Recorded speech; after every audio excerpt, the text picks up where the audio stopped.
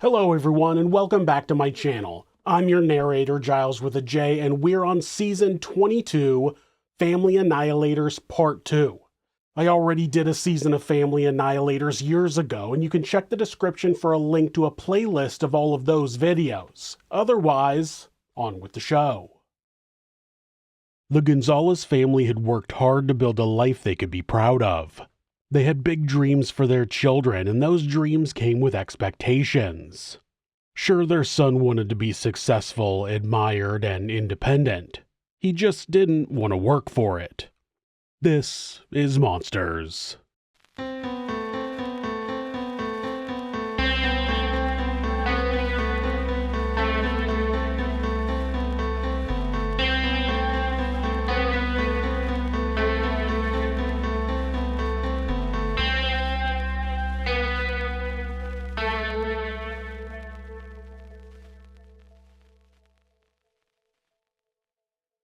Before we begin, I just want to make sure you know that my other show, Sinister, is back up and there are 3 episodes a week. They're dark stories from history, and if you like this show, you'll probably like that one. Give it a shot. There are links in the description. Thanks. Sef Gonzales was born on September 16, 1980 in Baguio City, which is a cool mountain region in the north of the Philippines. It sits at 1,511 meters, or almost 5,000 feet above sea level, which makes it the perfect escape from the oppressive summer heat for those living in Manila. Beyond the spectacular mountain views, Baguio is known as a safe and family-oriented area, which is popular with middle-class families like those headed up by doctors, lawyers, and professionals. Sef's parents perfectly fit that description. Teddy was a qualified lawyer and businessman, and his wife Loiva was a diligent mother and housewife. They had both worked their way up from modest beginnings to a comfortable and successful life built on hard work, faith, and family. Teddy had a particularly strong and unrelenting work ethic. Right from the time he was a law student, he was known as someone who was incredibly serious and focused. He never joked or even laughed at jokes, and he wasn't the type to waste time on drinking or partying like other students. Instead, he spent all his time studying so he could graduate top of his class. But to Teddy's family, he couldn't have been more different than the professional persona he presented. He had a great sense of humor with a quick wit and a light-hearted nature. When he wasn't studying, he loved to spend time with his family, help them out when they needed it, and celebrate their successes. Teddy's parents couldn't afford to pay for his studies, so to make ends meet, he worked as a real estate agent. He also started a taxi company with his brother, who was studying to become an engineer. 2 years into his law degree, Teddy met Mary Josephine Loiva Siochi Claridades, who was known as Loiva to her friends and family. Loiva was 18 years old and in the first semester of a business degree. Her parents came from a middle-class background, with her father working as a dentist and her mother being a property developer. When they decided to sell their family home, Teddy brought a potential buyer to view it. During that visit, he laid eyes on Loiva for the first time. After that, there was no one else. They followed the traditional courting rules of the time by either having their dates at Loiva's family home or under the watchful eye of her mother as their chaperone. Within 3 months, Teddy was down on one knee asking for Loiva to marry him. They walked down the aisle a few weeks later in a simple ceremony, with their first kiss being at the altar. Loiva was a shy young woman. She didn't speak up and wasn't one to put herself at the center of attention.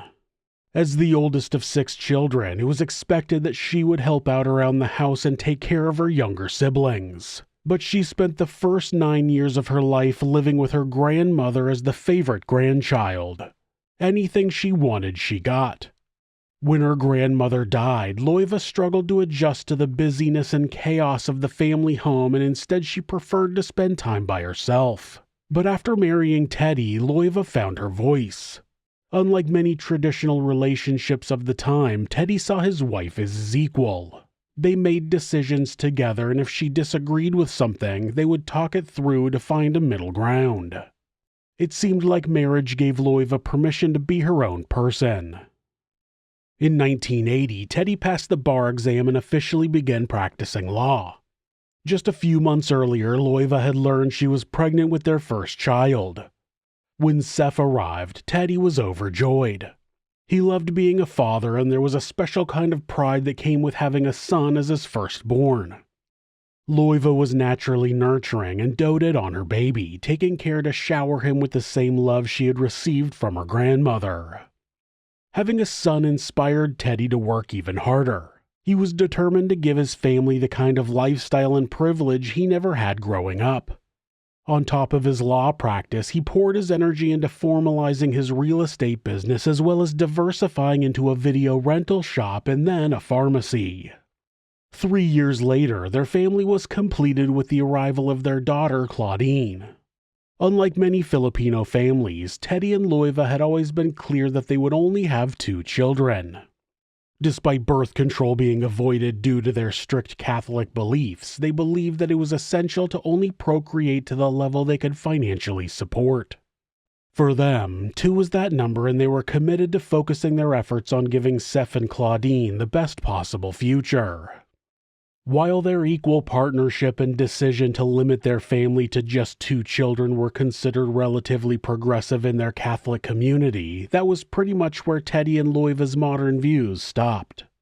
Their household operated under traditional Catholic roles and expectations.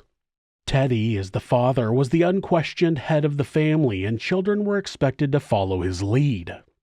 Teddy and Loiva were equally strict when it came to discipline. The children were given specific time slots where they could play with their toys, and outside of that, they had prayers, chores, and study to attend to. When Seph acted out, Teddy would hit him with a leather belt wrapped around his fist. It was particularly bad if Teddy believed that his son had disrespected him or Loiva or tarnished their family name. Claudine was spared the beatings. While Teddy was considered the disciplinarian, Claudine and Seph would later agree that their mother was the one in charge of the house. She would be the one to tell Teddy when the children acted out and when they needed to be reprimanded. In line with both their faith and culture, the children had a clear role to play in their parents' lives. Excel at school, be respectable, choose a stable and profitable professional career, get married, and start a family of their own. The expectations were high that they would not only meet their parents' standards but surpass them in order to carry the family name and legacy through to the next generation. By the late 1980s, Teddy had been appointed to a senior position at the local council, which gave him the opportunity to move into government roles. But despite his growing reputation and success, Teddy quickly discovered he wasn't cut out for politics. He had a strong moral code, and after turning down one too many bribes and then receiving death threats for refusing to approve whatever it was the briber wanted, he quit for good. In 1988, Loiva and Teddy traveled with the children to Sydney, Australia to visit Loiva's mother, sister, and brother who had emigrated there the year before. The extended family tried to convince the couple to make the move permanent by pointing out the opportunities Australia could offer the young family, but Teddy told them his roots were deeply tied to the Philippines. His work, his investments, and the life he was building were all there. When they returned home, Teddy poured even more energy into his business ventures. He completed a 40-room hotel building, which he saw as a symbol of how far he had come from his humble beginnings. Alongside his law practice and other businesses, the hotel was another step toward the comfortable, secure life he had promised Loiva and the children. But security and comfort wouldn't last. In July of 1990, the city of Baguio was struck by an earthquake measuring 7.7 on the Richter scale. In just 45 seconds, it tore down buildings that had stood for hundreds of years and those which had barely opened their doors, like Teddy and Loiva's hotel. Inside, 9-year-old Seph ran for the exit alongside everyone else who was inside the hotel that day. But while they ran for the front door, he became disoriented and ran towards the rear. When he realized he was alone outside, he ran back inside the building to try and make his way to the front. But before he could cross the lobby, he was pinned to the ground by a falling beam which trapped his leg. Moments later, Teddy was by his side wrangling the metal off his son's body. Teddy carried Seph outside and they managed to make their way to a makeshift hospital a short distance from the hotel. Seph's leg was a mangled mess and Teddy and Loiva feared he would need an amputation, but despite the crushing injury, he had no broken bones. Still, his muscle was exposed and he was losing blood. After life-saving surgery and several more minor operations, including skin grafting, Seph was released from the hospital. By then, Teddy had made a decision. Now that the hotel was gone, there was nothing tying them to the Philippines. Teddy had to pay for the demolition of what remained of his hotel, which was a crushing financial blow and wiped out years of hard work. His dreams had been reduced to rubble, and he could no longer see a future for his family in his homeland. He thought back to the visit to Australia and the reassurances from his extended family that life there could offer them safety, security, and opportunities that had ended for him in the Philippines. The earthquake also caused something else to shift for Teddy and Loiva. They believed it was an act of God with the purpose of giving them the opportunity to make a fresh start. That was their chance to choose a path to righteousness. If things had been strict for Claudine and Seph before, they were about to get even more harsh. In 1991, the family sold their belongings, packed up and moved to Australia for good. By then, Seph was 10 years old and Claudine was 7. The family settled in Sydney, New South Wales and started rebuilding their lives. Teddy began retraining as an immigration lawyer while Loiva got a part-time job at a bridal shop. They lived in one half of a duplex owned by Loiva's mother, and the other half was home to Loiva's younger sister, Emily. Family had always been at the center of their lives, and that wasn't about to change just because they had moved countries. Within weeks of arrival, Teddy and Loiva had joined the local Catholic church and enrolled the children into Catholic school. Once Teddy had completed his studies, the family returned to the Philippines for 6 months so that they could apply for a skilled immigrant visa. When that was approved, they relinquished their Filipino citizenship and returned to Australia in 1993. Within a few months, the couple had established their own legal practice and purchased a home of their own. No matter the changes in their circumstances, one thing that remained constant for Teddy, Loiva, and the children was their faith. Teddy attended Mass every morning on his way to work, and the children would often accompany Loiva on her frequent visits to the parish. The family were known as extremely hard-working and very private. They were friendly and polite, but they didn't have a wide network of friends and instead preferred to spend their time with family. As for the children, they seemed to thrive in Australia. They both attended top private Catholic schools in Sydney and played with the local kids in their neighborhood. Despite the cultural differences of their adopted country, inside the Gonzalez household, traditional Filipino expectations still ruled. Family and faith came first, and hard work and education was non-negotiable. Seph in particular, as the oldest, was expected to aim for a professional career in law, medicine, or another respected field that would make his parents proud.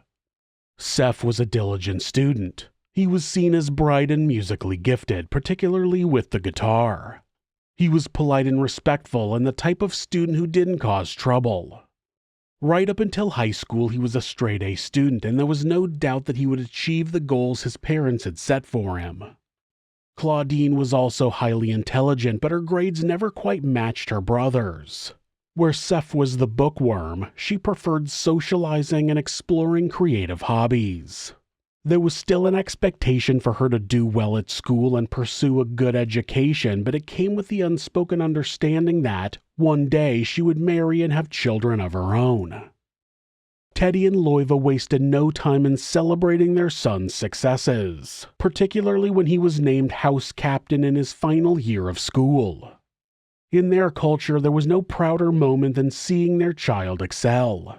It was proof that their strict parenting methods and high expectations had paid off. By the time Seph was 16 and able to get his driver's license, the family had moved into a spacious home in the affluent North Ryde area in Sydney. It was around that time that friends began to notice a shift in Seph's behavior. He became more image conscious and became deeply concerned about how he was perceived by others. When he started dating, he was extremely picky about only choosing women who were tall and model-level beautiful. He even built a website dedicated to himself, which was apparently from the perspective of a girl who had a crush on him and thought he was the best thing to ever walk the earth. While Seph told his parents he wanted to become a doctor, he told his mates that he aspired to live in South Central Los Angeles and be involved in the gangster rap scene. He joined an all-male singing group and spent his money collecting R&B albums and going to concerts. No one knew it yet, but Seph had begun living in a fantasy world where he was rich, powerful, and admired. In reality, he was just a teenager living in Sydney, but his fantasy life began to take a toll on the real world he was living in. Seph's sense of self-importance became so consuming that his schoolwork began to suffer. When his final year grades came in, they weren't high enough to give him entry into medical school. Eventually, he confessed to his parents that he wanted to pursue a career in music and that his singing group had been offered a recording contract.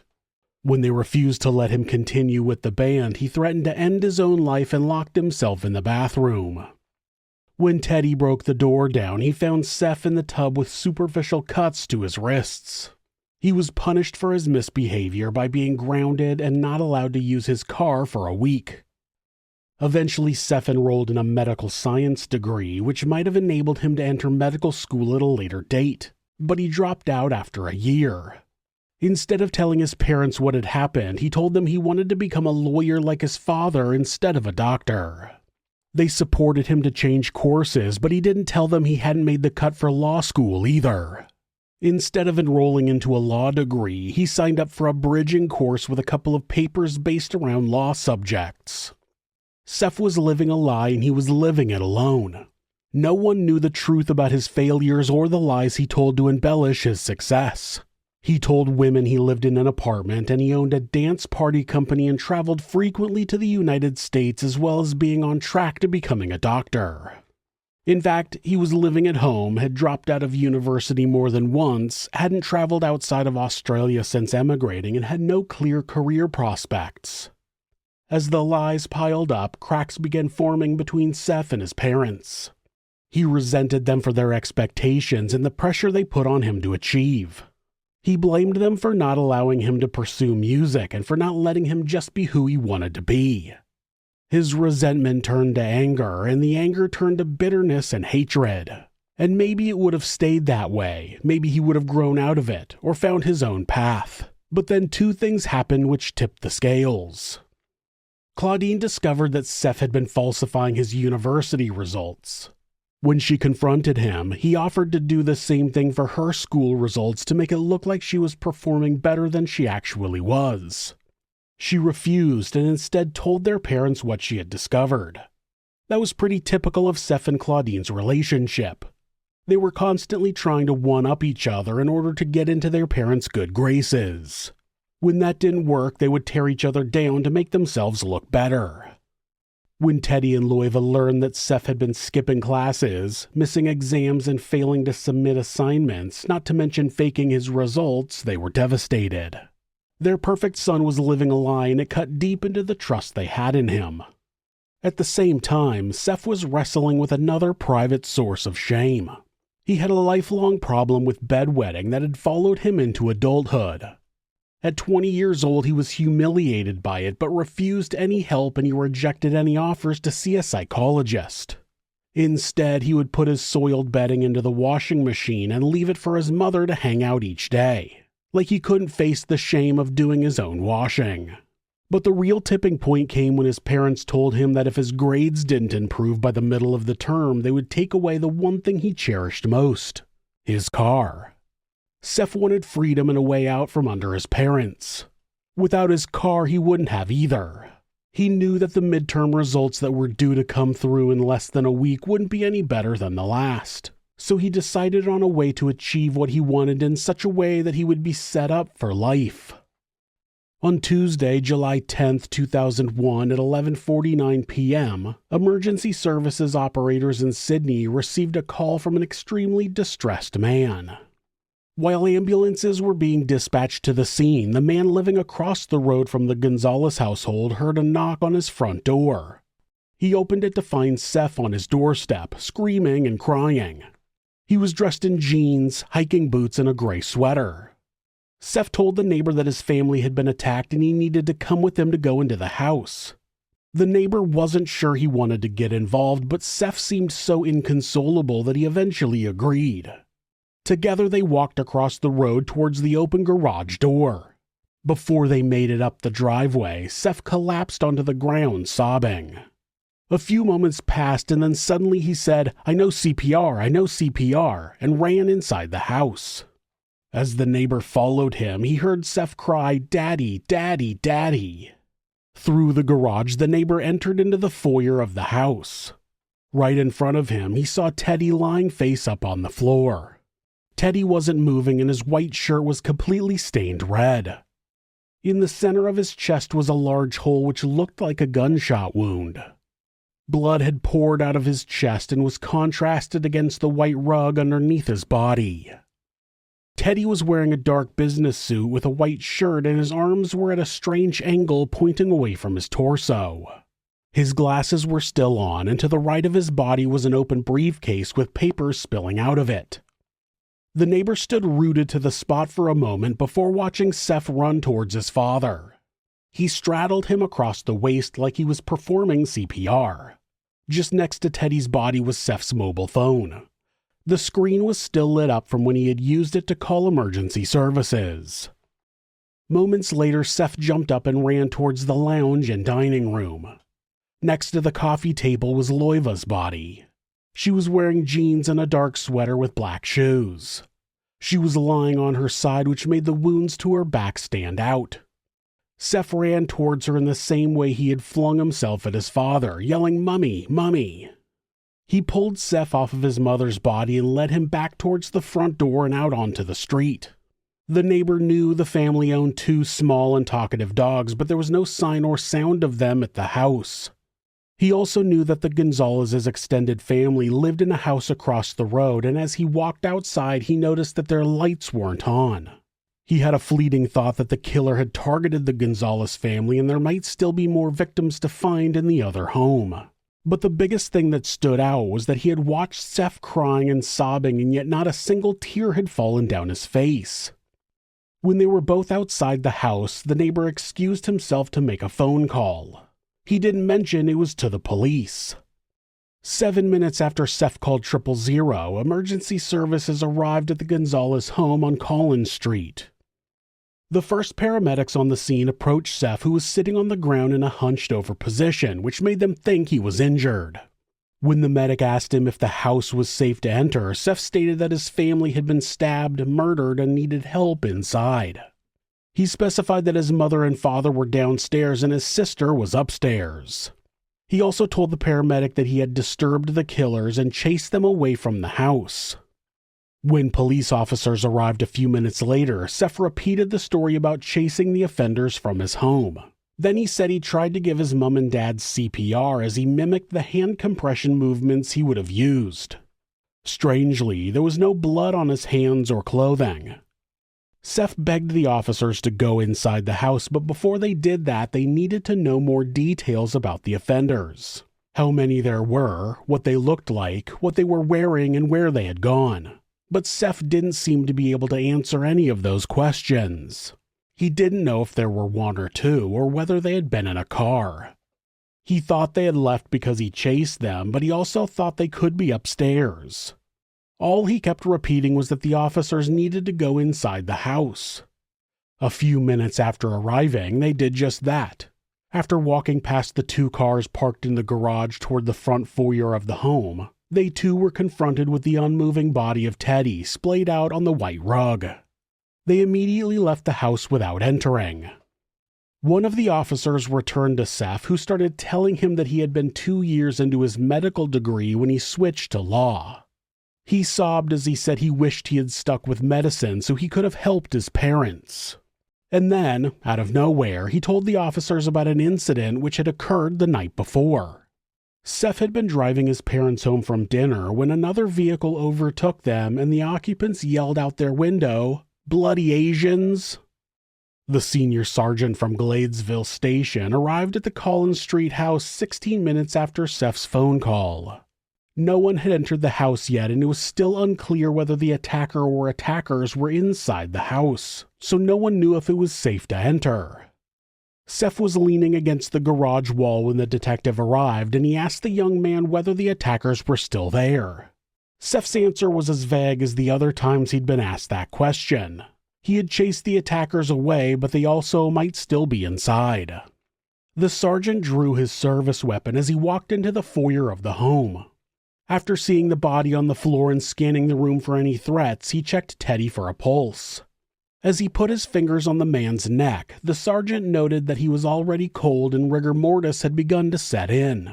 Then he began scanning the ground floor of the home for any threats. In the kitchen, he noticed a window above the sink was open.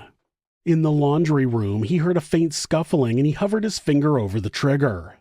As he pulled open the door, a small white dog scuttled away into the corner. In the living room, he found Loiva's body, and once again, after scanning the room for threats, he felt for a pulse. Like her husband, Loiva's body was already cold and stiff. It was clear they had been dead for some time, far longer than the 15 minutes which had passed since Seph's call to emergency services. The last remaining unexplored section of the house was upstairs. The sergeant headed up the wooden staircase to a brightly lit landing. To the left was a bedroom, and in the doorway was another body. 18-year-old Claudine was in the fetal position with her arms crossed over her chest. On the wall behind her bed was an arc of blood, leading from the floor to the middle of the wall. It was clear she had been leaning against the wall when she was attacked and was since slumped over into the position she was now lying in. She too was cold to the touch. 3 victims. Every member of the Gonzalez family was now dead, with Seph being the only survivor. After clearing the house and confirming there was no one else on site, the sergeant called for backup and the scene investigation began. On his first walk through the home, the sergeant had noticed that the drawers in all the bedrooms on the main floor were open with personal belongings strewn over the floor and beds. The door to the master bedroom was locked, which was typical for Teddy and Loiva whenever they left the home. From inside, officers could hear the faint whimpering of the family's second dog. As the investigation into the triple homicide got underway, Seph was still being attended to by paramedics in the garage of the home. Over the next few hours, the sergeant spoke to him several times, asking general questions about the family and their movements that day. Seph repeated his story about the road rage incident and how he had tried to give his parents CPR. Then Seph asked if he could tell the sergeant something in confidence. He told the officer that he had a stash of porn on the computer in his bedroom. The comment was so out of context that the sergeant couldn't think of what to say. The 3 members of Seph's immediate family were dead, and all he could think about was hiding his porn. At around midnight, the police canine unit arrived on the scene. Conditions were perfect for tracking. The neighborhood was quiet, there was no breeze, and no rain had fallen since the call had come in. And yet the dogs were unable to pick up any scent from the Gonzalez home in the direction Seph pointed them in, or any direction at all. He repeated to the officers that he had chased at least one person toward the main road, but then he said there could have been 2 or 3 attackers. He just wasn't sure. Either way, the dogs couldn't find a scent despite the many hours they spent trying. As crime scene technicians began arriving at the house and lights were set up around the 3 bodies, Seph was transported to the local police station to give his formal statement. Before leaving the scene, he was asked which family members the officers needed to contact to advise about the murders. Seph gave them the details of his mother's cousin Cecil. Cecil set about calling everyone he could think of in Australia and the Philippines to let them know what he had heard so far. Somehow he had gotten the message that there had been a shooting at the Gonzalez house and Claudine had been taken to the hospital. One of his first calls to relay that message was to Loiva's sister Emily. Emily lived just around the corner with her husband and 8-year-old son. She was extremely close to the family, especially Claudine, who she thought of as more of a friend than her niece. She visited her sister nearly every day, and if they didn't see each other, they would speak on the phone. All of that came to an end in the early hours of July 11th, when she was abruptly woken up by her phone ringing. It was Cecil telling her about the shooting and that Claudine had been taken to the hospital. He asked her to take a change of clothes to Seph, who had survived the shooting and was at the police station. When Emily arrived at the station, she found Seph surrounded by their extended family and some of his closest friends. As she walked in, she learned that Claudine had never been taken to the hospital. She had been pronounced dead at the scene. With that, the only flicker of hope that had remained for Emily was extinguished.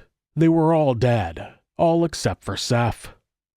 In the station, Seph was hunched over with a blanket covering his shoulders. Soft sobs were coming from his direction. Emily immediately had the thought that the sounds weren't quite right.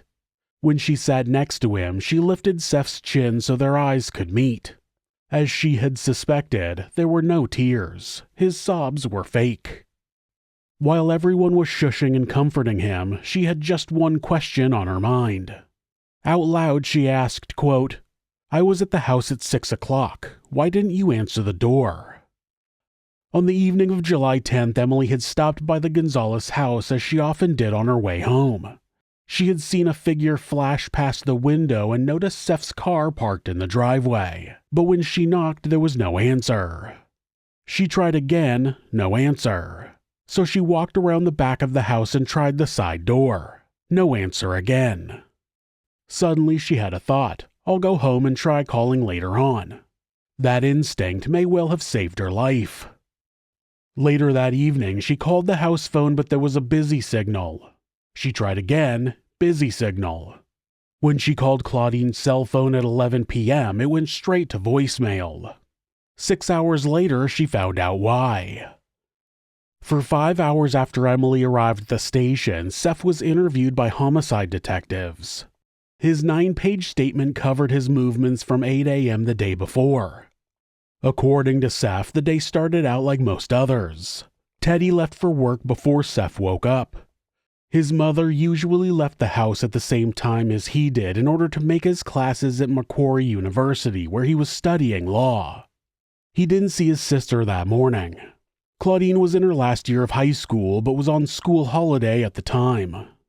Seph told the officers that he returned home at 12:30 for lunch before heading to his father's office to help him fix a computer problem. He saw Claudine when he was at home, but they didn't speak. He got to Teddy's office between 1 and 2 p.m., but he couldn't find the computer issue. Then all of a sudden work began pouring in, so he helped the secretary by answering phone calls. Seph said, quote, "At my father's company I spoke with my father and mother. The night before I had sought permission from my mother not to eat dinner at home and had arranged to go out with Sam Dacio. It was his birthday the previous week, but I was sick and busy with university. We postponed dinner until this date." Seph wasn't sure what time he left his father's office, but it was definitely before the secretary finished, and that was usually about 4:30 to 5 p.m. He was on his way to meet his friend Sam when he got a text message to say there had been a change of plans and Sam had a basketball game to go to. Seph called home to remind his mother that he was going out for dinner, but there was no answer. He decided to drop home and tell his parents in person, as his mother was very strict about being home for dinner. By then, it was around 6 p.m. Before Seph got out of the car, Sam called him and they agreed to meet at 8 p.m. at Sam's house. Seph noticed that there was a light on in the kitchen and that one of his dogs was tied up, which confirmed nobody was home, and yet he called the house on the phone again from the driveway. There was no answer. He didn't get out of the car and instead drove off to visit one of his other friends who had recently moved into a new house, but he couldn't find the address, and by the time 7 p.m. had come and gone, he'd decided to head directly to Sam's house instead. At 8:15 p.m., the pair left Sam's house and drove into the city. At 9 p.m., they sat down for dinner at Planet Hollywood. At some point, Sam got a call from his sister, who was a good friend of Claudine. She said she had been trying to get in touch with Seph's sister, but hadn't got an answer. Seph tried calling home again, but he got a busy tone and he assumed somebody was using the internet. Sam and Seph then played a game of pool and some video games. At 10:30 p.m. they drove home. It was after 11 p.m. when Seph arrived back in the driveway of his family home. The first thing he noticed was that the lights were on in the guest bedroom on the ground floor. He also heard the dogs barking when he pulled into the carport, which was unusual as they usually recognized the sound of his car. When he saw his dog tied up, he thought it was odd that nobody would have released him when he got home. He then entered the house through the laundry room and took a few steps inside, which is where he saw his father lying in a pool of his own blood on the floor of the foyer. Seph stated, quote, "There was blood everywhere and there were papers scattered around him. My father was lying on his back and there was a lot of blood on his white shirt. I rushed over and started calling out to my mom to come and help. I was thinking that Mom was asleep as the lights upstairs were off. I noticed holes in the chest and stomach area. I thought these were shots. I tried to cover up where it was bleeding using only my hands. I tried to lift his head to wake him up. I was hugging him, and when I put him back down, I tried to give him CPR." Seph used his cell phone to call for emergency services, and as he spoke, he walked towards the living room of the house where he found his mother's body. Suddenly, he had a thought that he should try to find his sister, so he ran upstairs still carrying the phone. When he went into her room, he found her lying in the doorway in an awkward position with blood everywhere. He grabbed her and tried to wake her up, but found blood gushing out from her side. When he checked for a pulse, he couldn't tell if she was still alive or not, but he assumed she was as blood was still pouring from her wound. That was when Seph said he heard a noise downstairs, which he assumed was either his mother or his father coming around. He ran down the stairs, which is when he heard the side gate behind the carport closing. He ran into the garage and pushed the remote control and then crawled under the door as it went up. When he stood up outside, he noticed somebody running across the street and up the road. He said, quote, "I'm not sure if I saw two people or one person in a shadow. I chased after them shouting something. I'm assuming it was a male person, as I recall short hair and the way the person ran was like a male. He chased them around the corner before realizing he had left his sister needing help. Before going home, though, he ran to his neighbor's home and together they went back inside the house." After recalling the events of the night before, Seph was asked if he knew anyone who might want to do harm to his family. He couldn't think of anyone except for that same story of the road rage incident from the night prior to the murders when the family had gone out for Claudine's birthday. At the time, he added that after the person had yelled out "bloody Asians," the vehicle had followed them to a petrol station. Seph had pulled in and the vehicle stopped behind them. Seph explained, quote, "My father and I were going to get out of the car and see what was going on, and my mother convinced us to stay in the car. The four-wheel drive then sped off. There was nothing distinguishing about this car, but it may have been a Toyota, like a Land Cruiser." That was the end of Seph's official statement. His clothing and shoes were taken for forensic analysis, and his skin was tested for gunshot residue. Seph's best mate Sam had come down to the station when he heard about what had happened. He was in a state of shock as he offered his friend comfort.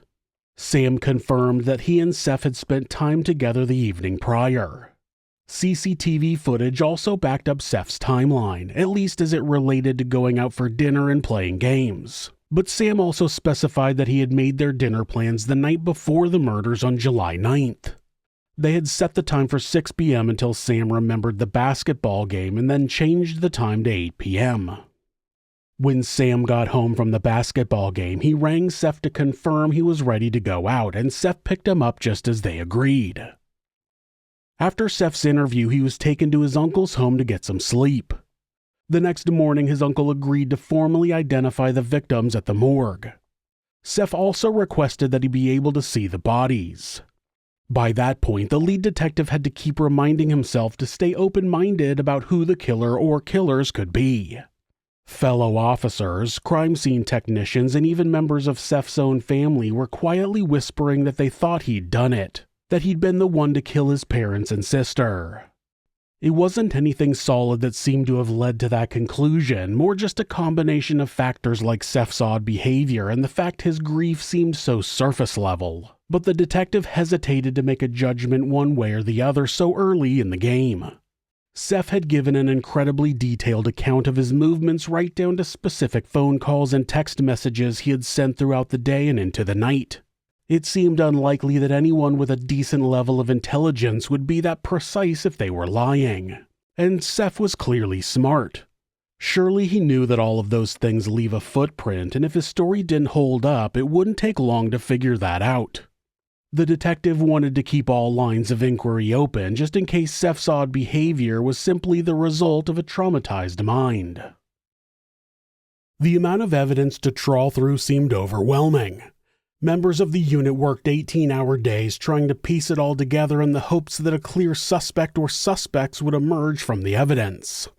Right away, crime scene analysis theorized that the scene had been staged to look like an intruder had broken into the home to commit the murders. The open window above the sink had been made to look as though it was the entry point, but the fly screen had been cut neatly and placed against an outside wall, while there were no marks or damage to the window frame to indicate it had been pried open.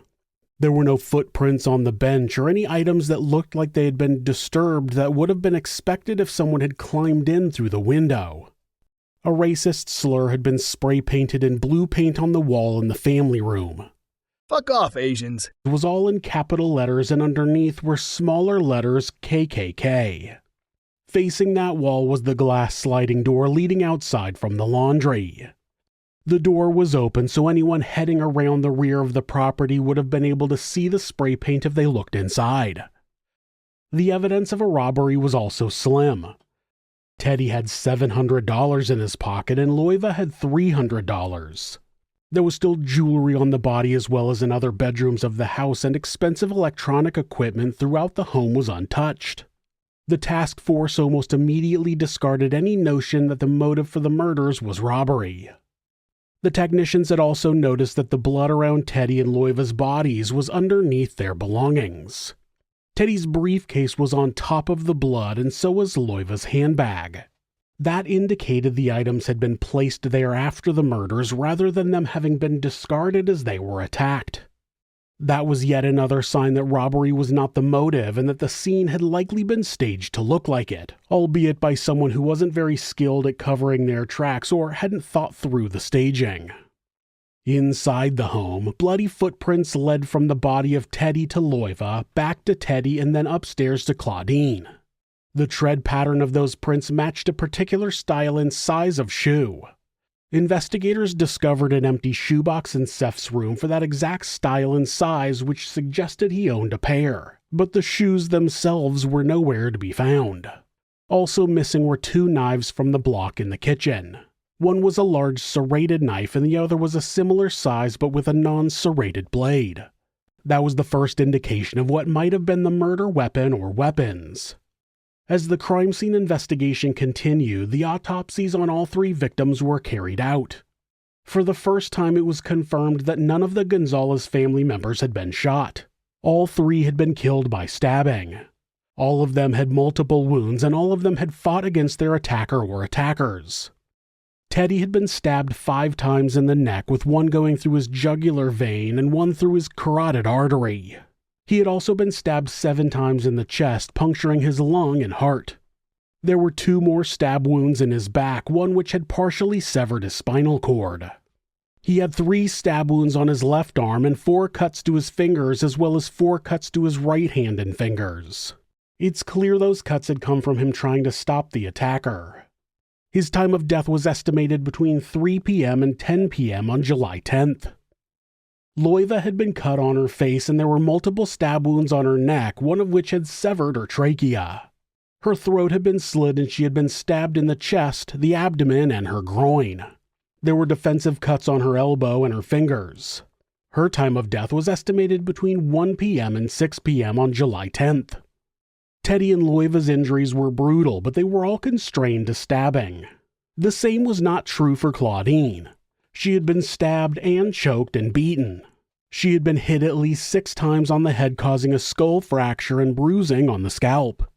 Her brain had bled as it hit the walls of her skull while she was beaten. She also had stab wounds on her chest and abdomen which went through her liver, diaphragm, stomach, kidney, and aorta. There was bruising around her neck and hemorrhaging in her eyes, which indicated she had been choked extensively. Her neck also had 5 serious and 6 superficial stab wounds, as well as multiple cuts on her cheek, her ears, and the back of her neck. Claudine had also fought for her life. There were defensive wounds on her hands and wrists and a deep cut to her thumb. It was the medical examiner's opinion that she had been choked, then beaten, and then stabbed.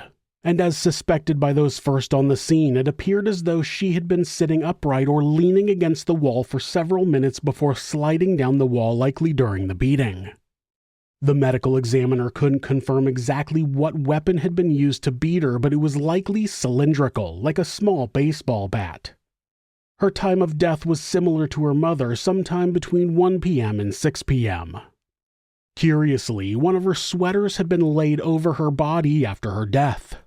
The injuries on all 3 victims matched the size and shape of the non-serrated knife which was missing from the Gonzalez family home. The medical examiner determined that the victims' wounds indicated a frenzied attack. It was overkill. 1 or 2 injuries on each victim would have been enough to render them incapacitated, and yet the attacker had continued. And as we all know with choking, that's a highly personal method of murder. The medical examiner's timeline gave the investigators a starting point. Loiva and Teddy had gone to work that day, with Loiva leaving at around 4:50 p.m. She had dropped the office receptionist at the post office a few minutes later. Claudine had sent a text message to one of her friends at 4:04 p.m. asking about a party the weekend prior. And Teddy had made 2 phone calls from his cell phone to his home landline at 6:20 p.m. and 6:23 p.m. as he drove home. Those calls went unanswered. That sequence indicated that Claudine had been the first to die. Next was Loiva after she arrived home around 5:30 p.m. Teddy died almost immediately after arriving home at around 7 p.m., which told the officers that the killer or killers had waited nearly 4 hours to carry out their killing spree. Hardly an indicator that the murders were part of a robbery gone wrong or a spur-of-the-moment slaying. With the timeline confirmed, detectives had to figure out once and for all whether Seph was involved. When Sam was brought in for a second time, he confirmed his previous statement that he hadn't spoken to Seph to change the time of their meetup. When they went out for dinner that night, he said Seph had barely touched his food. When Sam asked him why he wasn't eating, he said his family had food poisoning the week before and he wasn't feeling 100%. Sam also remembered that when Seph drove him home that night, they passed by Collins Street and Seph looked up the road. Sam asked him if he wanted to drop into his house on the way, but he said no. Sam also made an interesting comment about Seph's character. He said, quote, "I would say that Seph thinks he can stand up for himself. I say that because he bragged to me in the past how people have stopped in a similar manner to the road rage incident he described to me. On these occasions, Seph has told me he had gotten out of his car and taken a baseball bat out of the boot to scare them off." Sam also told them something else. Seph had kept in touch after the murders of his parents and sister, and he repeated the same comment several times, that Teddy's brother Freddie probably wanted to get his hands on his parents' millions. The comment about the baseball bat indicated that Seph potentially had the propensity for violence. Detectives also wondered if the baseball bat might have been what he used to beat Claudine to death. And then there was the money. It was the first mention of a potential motive for the murder. While those conversations swirled, officers reviewed the 000 call transcript.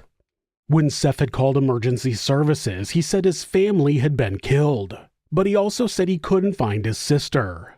And yet when officers arrived on the scene, he said he had only found his father's body when he called for help. There was also the clothing that Seph was wearing that night. It only had minimal blood on it, with a couple of spots on the back of the sleeve of his sweater, a few spots on the right leg of his jeans, and some spots on top of his boots. There was no blood on the soles. Further analysis found a spot of blue paint on one of the lower sleeves of Seph's sweater. The color matched the graffiti found on the wall inside the Gonzalez home. And yet Seph claimed he had tried to give CPR to his mother and his father, which would have likely resulted in some blood transferring from their bodies onto his clothing. But the most damning evidence came from Seph's own phone. There was no record of the phone calls he claimed to have made on the night of the murder.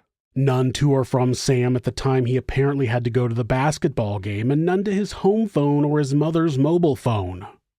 Seph's alibi had unraveled, and it was only day 2 of the investigation, but there was a long way to go yet. When the task force made a public appeal for information about the murders, they asked Seph's uncle to make a statement in the media, but Seph told them he wanted to be the one to do it. He promised a reward of $100,000 for any information leading to an arrest. A few days after the public appeal, police asked Seph to take part in a video reconstruction of what he had done after finding the bodies of his family.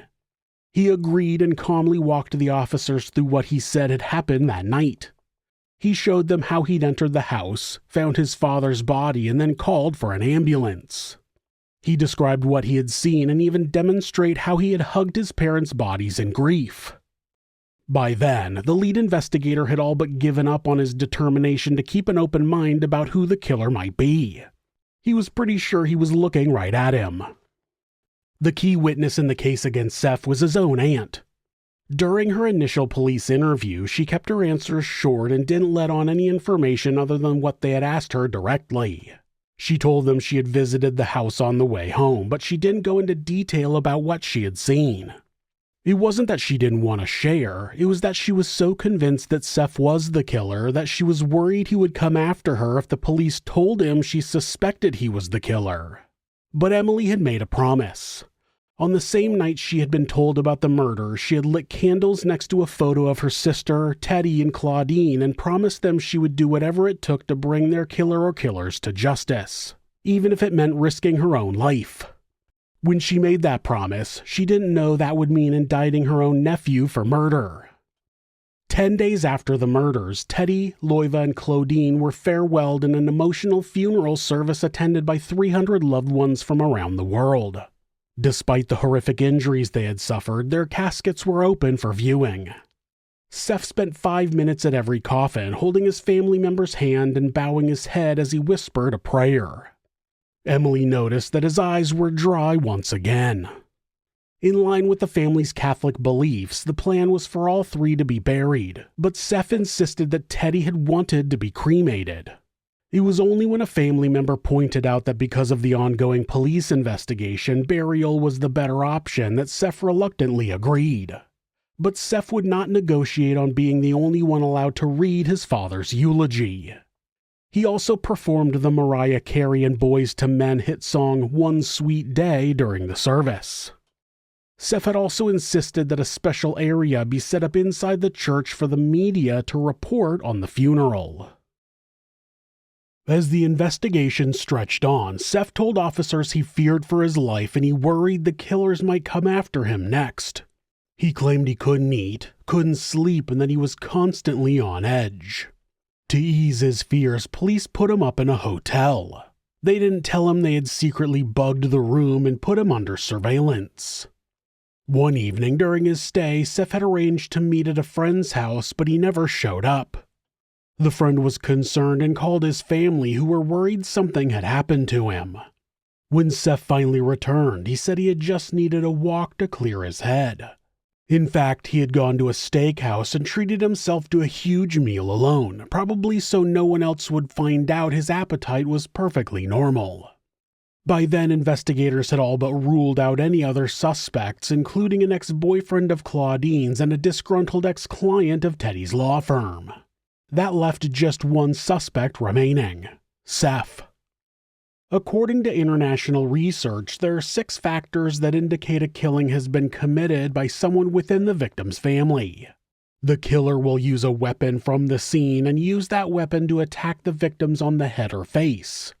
The body is usually always left at the place of death, which is more often than not the family home, and a blunt weapon will often be involved. The Gonzalez family slangs met all of those indicators. Seph was brought back in for another interview 3 weeks after the murders. He was confronted with the evidence so far, including the missing text messages and phone calls he claimed to have sent or received on the night of the murders. He put that down to delays between phone networks and not having emptied out his text messages, so there was a backlog on messages arriving. He was also asked about the baseball bat Sam mentioned in his car. He dodged that question by saying at first he wasn't sure he had ever owned a baseball bat, then saying he might have, but it also might have been a cricket bat, and then that, yeah, it was a baseball bat, but he hadn't seen it since the family had moved house. When he was asked about the inconsistencies in the 000 call when he said his family had been shot when he apparently had only found the body of his father, he blamed it on the stress and trauma. He claimed that he was rambling and found the body of his mother during the time he was on the call. Seph also denied ever having seen the racist slur painted on the wall of his family home. When he was shown evidence of the matching blue paint which was found on his sweater, he claimed it had come from some decorative blue wood chips in the garden of the house. He also had an explanation for the shoebox found in his room which matched the bloody footprints left on the carpet. He claimed his cousin had left them there during a previous trip, but he had no explanation for where the shoes themselves were. Seph was also asked about internet search history from both the Gonzalez family computer and his own device, the same one Seph had told officers contained his porn stash. There were searches for poisonous plants and chemicals and how to mask the taste of those poisons, as well as simply, quote, how to kill. There was also an order for a supply of poisonous seeds which had been organized using a generic email address. Seph blamed all of that on his father. He refused to acknowledge that a bout of extreme food poisoning his mother had suffered a week before the murders had anything to do with poisonous seeds. A few months after the interview, the issue of the Gonzalez family money came up again. Seph had been emailing his family members in the Philippines to determine the transfer of nearly $200,000 in money collected from Teddy's rental properties. The family members had contacted the detectives investigating the murders to ask if they should do as Seph had asked. They were advised not to. By then, it had become clear that Seph was set to inherit his parents' entire estate, which was worth about $5 million or $10 million in today's money. At the time of the murder, Seph had approximately $500 in his account. But in the months after the murders, he received several substantial deposits totaling nearly $60,000. He didn't have access to his parents' account, but he was getting money from somewhere. It turned out he had taken it upon himself to sell his parents' cars, their jewelry, collection of Rolex watches, and other personal items belonging to his family. Right before Christmas, Seph put a down payment on a $170,000 Lexus sedan with $5,000 worth of accessories. As the pressure on the detectives to make an arrest grew, so did Seph's odd behavior. He repeated his claims that his Uncle Freddie had committed the murders to get access to his parents' cash, and he dropped the name of a well-known Filipino businessman who said he had a grudge against his father. He also came up with a second alibi to replace his claims that he had been lost when he went to visit his friend at his new house before going out to dinner with Sam. He now claimed that he had parked his car at the house and then walked down the road to catch a cab to a brothel. That would have explained why Emily had seen his car in the driveway when she dropped by that afternoon. The only problem was the brothel hadn't even been open at the time of the murders. He also claimed to have a statement from a taxi driver who dropped him off, but officers listening in on his tapped phone had already heard him discussing paying a random taxi driver who didn't speak much English to backdate a statement about picking him up and dropping him off that night. Seph was becoming desperate in his attempt to prove that he was not guilty. In March of 2002, he invited several media companies to walk through the Collins Street home in an emotional appeal for information about the murders. But there was a catch. He wanted to be paid for the interview. The news outlets declined his offer. Then he staged an abduction, and when he reappeared, he told officers that he had received threatening emails telling him to confess or the kidnappers would kill his other family members. Despite all that behavior, it took until nearly 1 year after the murders for Seph to be formally charged with 3 counts of murder. A year later, his bail application was rejected. In the meantime, it was revealed in the media that Seph had also been charged with threatening product contamination. Just a month before the murders, he had sent an anonymous letter to a food manufacturer to say poison had been added to their supply chain and there was no way to stop it. He also sent letters to various government departments responsible for food safety. When Seph was arrested for murder, his fingerprints came up as a match for those found on the letters. Meanwhile, Seph had no money to pay for his own defense. He made an application through the courts to have his parents' estate cover his legal fees, but because he was indicted for their murders, he legally didn't have access to any of his inheritance.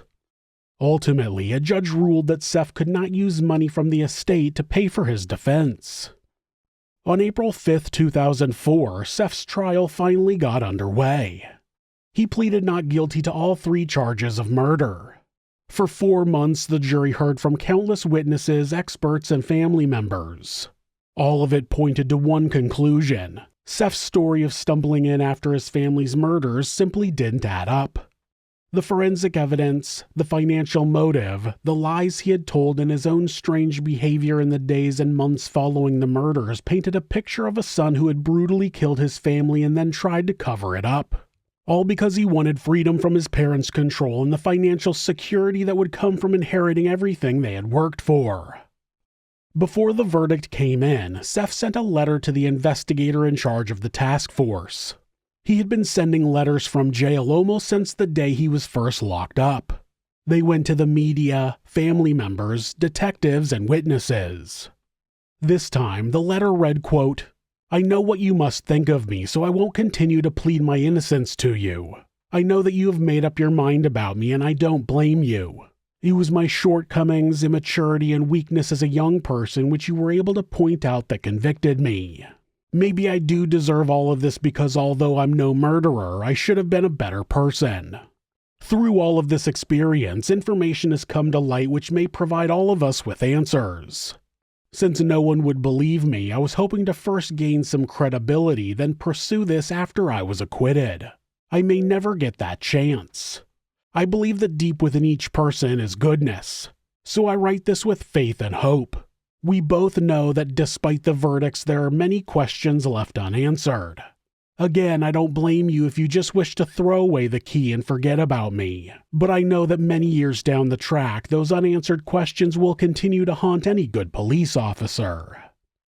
It's unknown what information supposedly came to light, as there's never been any evidence that has pointed to any other scenario outside of Seph murdering his parents and his sister. Those unanswered questions Seph refers to seem to only exist in his mind as a means of explaining his innocence. To everybody else, there are no unanswered questions. The timeline and evidence all clearly lead to Seph. On May 20th, 2004, Seph was found guilty of all 4 charges: 3 of murder and 1 for threatening product contamination. He was sentenced to 3 concurrent life sentences without parole. In the judge's remarks, he said, quote, "I consider that the murders show features of very great heinousness and that there are no facts mitigating the objective seriousness of the murders, and hence the murders fall within the worst category of cases of murder at common law." Seph was able to make a comment in the court. He used the opportunity to paint himself as a victim and that he had been put on trial for being a bad person, not a murderer. Boo-hoo. 3 years later, Seph appealed his conviction on the grounds that the statement he gave on the night of the murders was inadmissible as he hadn't been cautioned, which is the equivalent of being read his Miranda rights. That appeal was dismissed. In 2018, 2019, and 2021, he attempted to have his conviction overturned again. All 3 attempts were dismissed. To date, the murder weapon has never been found, nor have the shoes from the shoebox found in Seph's room. In 2004, the Collins Street home was sold to a couple from Taiwan who were not informed about its dark history. They found out what had happened there from the newspaper and they tried to get out of the purchase. However, the real estate agents who facilitated the sale refused. But after significant public pressure, the couple were refunded their deposit. As a result of this case, the law was changed to make it mandatory for real estate agents to disclose anything that might have an impact on the value of a property, including crimes or deaths which occurred there. Sef Gonzales spent years inventing a life he wished he had, only to become the monster that ended the one he did.